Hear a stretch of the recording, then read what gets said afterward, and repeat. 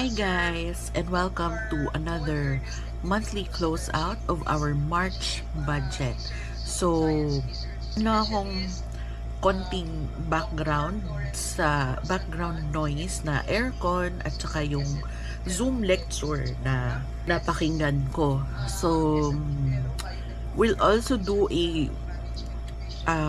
titingnan natin yung quarterly din na expenses. So, sige, start na natin. We had a total of, ito na kasi yung pinaka-max na zoom ng camera ko. Sige. So, magkape muna kayo, baka mahaba to. So, for March, we total of 5 weeks. So, for week 5, 3 days lang naman siya, 29, 30 at 31.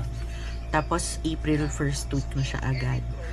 So, for subscriptions, we had a total of 2,061. So, ito na dito na yung Grab Car, Unli, Netflix, Microsoft 365, ano pa ba? Basta, I think I'll do another video kung ano yung mga subscriptions ko. So, yun, 2,061. Wi-Fi at 1,299, but I also paid for April in advance. Naging 2,598 lang siya kasi wala, binaya ko ng April. Ito yung biggest expense for the bills is for the electricity kasi ito yung nangyari. Yung usually nasa first week talaga of the month yung due ng bill namin. Kaso, na-delay sila magbigay ng statement of account. So, hindi kami nakabayad. Tapos, yung bagong due niya is on the second week. So, nagbayad kami. Tapos, at the end of the month, nag-release na sila ng usual statement nila. At saka yung deadline, April 1 agad. So, ayan, binayaran na lang namin. And it is so sad na lumaki ng by 4K yung kuryente. So, ayan, napakalaki, di ba? Anyway, yung sa telco, so tumaas yung globe ko by around 1K. Yung reason is nagagamit ko talaga yung data ko ng lubos if I'm out. Kasi, nanonood ako ng videos.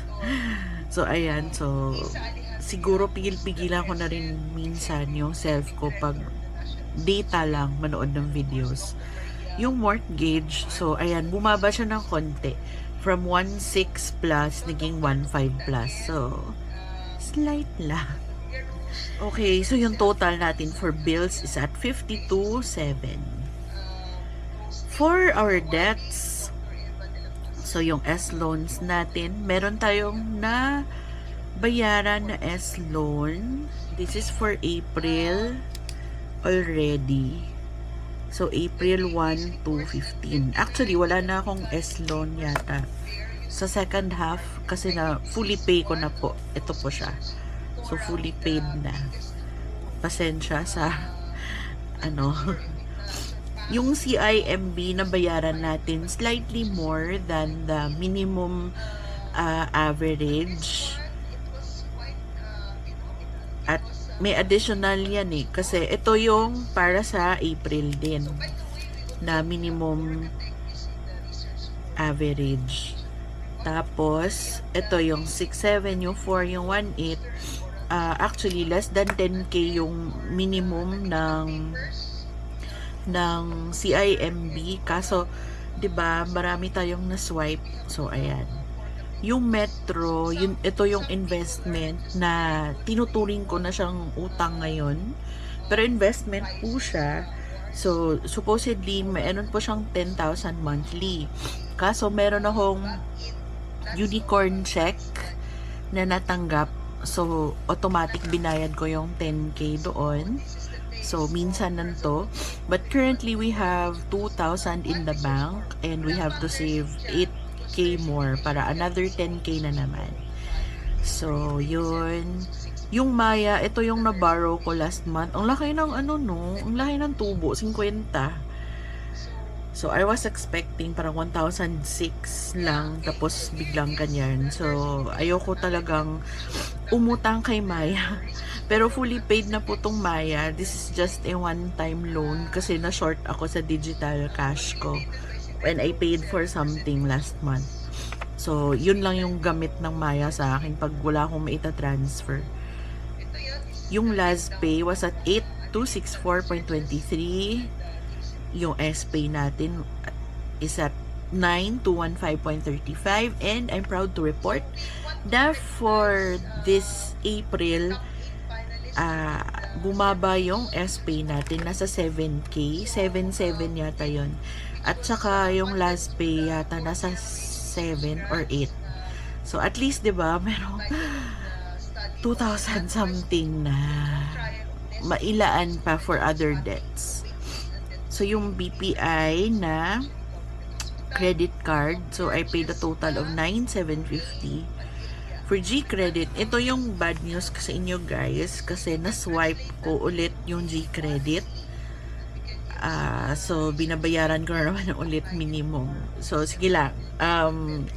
This will be with S-Loan. Ihinay-hinay natin is 0 ulit. So, na-0 ko na to siya ulit. Ay, nako. Anyway, personal loan, BPI is at 8255.44. So, for debts and loans, we had a total of 73,839.06. Imagine if wala akong utang, I have this much. Diba? Grabe talaga. Kakainis. For food na tayo. Sana makikita pa. We spent a total of 1,752. Week 5, yung 3 days, so hindi ako umorder ng kape or hindi ako bumili ng kape sa labas. I give myself a pat on the back for that, and a 130 coffee on the 3rd week, meaning isang kape lang to. Yung eat out totaled at 10,747. So, yung pinakamalaking eat out was at week 2. Parang overspend kami. May kinainan kaming restaurant na hindi namin chinek yung price range niya. At yun, medyo mahal na. We're not quite there yet. Pero gusto ko yung alam mo yung pupuntahan ng restaurant tapos hindi ka magbabother kung magkano yung food prices. Diba? Order ka lang kung ano yung komportable mo. Tapos, hindi ka magbibilang. Ganun. So, parang ganito yung nangyari, pero nag-overspend kami. So, ayan. Groceries, spent a total of 9,946.75. So, ito, yung totoong grocery na, yung week 3, yun na 2,563. Ito yung outside na sa allotment ng father-in-law ko. Pero itong 6,000 was from my unicorn. Remember, I had a unicorn professional fee.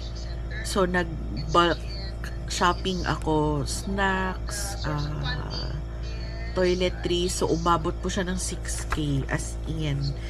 Anyway, so normally, hindi ako aabot ng 9. Nasa 6 or 7 lang. Pero dahil dito, sa bulk shopping, so ganyan. For delivery, binalik ko po yung delivery kasi minsan wala, magpapadeliver talaga ako. So, sineperate ko po siya sa dine out. So, I'm happy that not all weeks nagpapadeliver ako. May 2 weeks na wala. So, at least, 'di ba? Pero wala, pigil-pigil muna sana. For market, once lang ako nagpa-market for March, which means na most of the time may gulay pang hahatakin. So, yun. Actually, for this week of April, 2nd week, nakatoka na ako. Transpo, so we had 7,673. This is lower than my projection, and I'm happy. Kaso, yun lang. Dapat I should provide fuel subsidy na for my parents kasi nag-hitch ako sa kanila. Parang MWF na So, yun. For our household, so supplies at 2,220. Ito yung nag-bulk shopping kami ng mga toilet paper, ganon. So, toilet paper, kitchen towels, etc. etc. So, yung mga dry goods. LPG, ako yung 1,106 pa siya. This was like ayun, week 2 ng March. So, parang hindi pa 1 month yung gera sa Iran. Laundry, once ako nagpa-laundry, 200, magaan lang. Pero nakatambak actually yung labahin dito. Kaya magaan lang yung lumabas. For salaries, so salaries ng my share of the salaries of the helpers. So, 1,750. So, sa household natin, we had a total of 5,276. For office, hindi umabot ng 4K yung salary, yung allowance ng secretary ko kasi there were holidays and there was a time na wala ako. I had to go to Manila for the thesis. So, ayan o, yung 450 at 500, meaning isang araw lang to. Twice a week lang siya nagre-report. And half day pa yan. Fees, so registration fees at 3,900 ng mga postgraduate courses, yung 1,000 na BIR penalty. So for a total of 8,550. For shopping, so ayan, clothing gifts at 4,799.16, nabigay na po natin. Ayan, hindi na siya makikita. Bigay na po tayo nung April 2. Ayan, binigay ko na po sa sister-in-law ko. Tapos yung shinap ko sa Muji, nabigay ko na rin sa Binyag na attendan ko. So, ayan. So, cash stuffing, 435. Yung in-order kong mini Mumi Meggy binder na red. So, ayan na siya, 435. Tapos, household shopping, 200 and 1,079. So, ano ba kayang binili ko nito? Ba't parang hindi ko na maalala?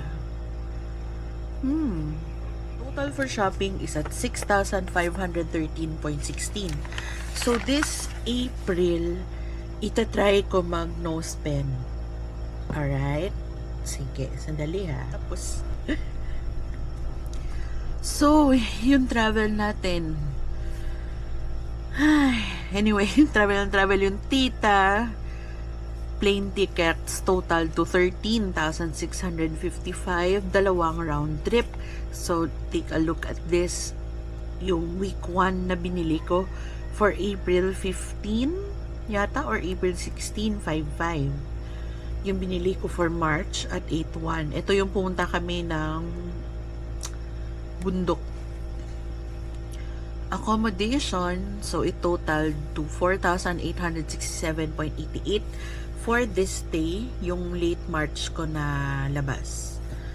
Airport transfers, so yung Grab from airport to hotel at 1,154 at yung bus fare, yung Victory Liner pa Baguio. So, a total of 20,732.32. For pets, yung food natin, 370 pa to ngayon. 3 kilo or 4 na kilo na nung nabili ko. So, hindi ako nakabili, no? Nung first week of April, grabe, 50 to 75 pesos yung taas ng dog food. So, 500 plus na yung April na dog food. Binilhan ko siya ng toys which total to 301. So, medyo plastic yata yung isang toy. Hindi niya na destroy. Destroyer of toys. Kasi tong pet ko yung puppy ko.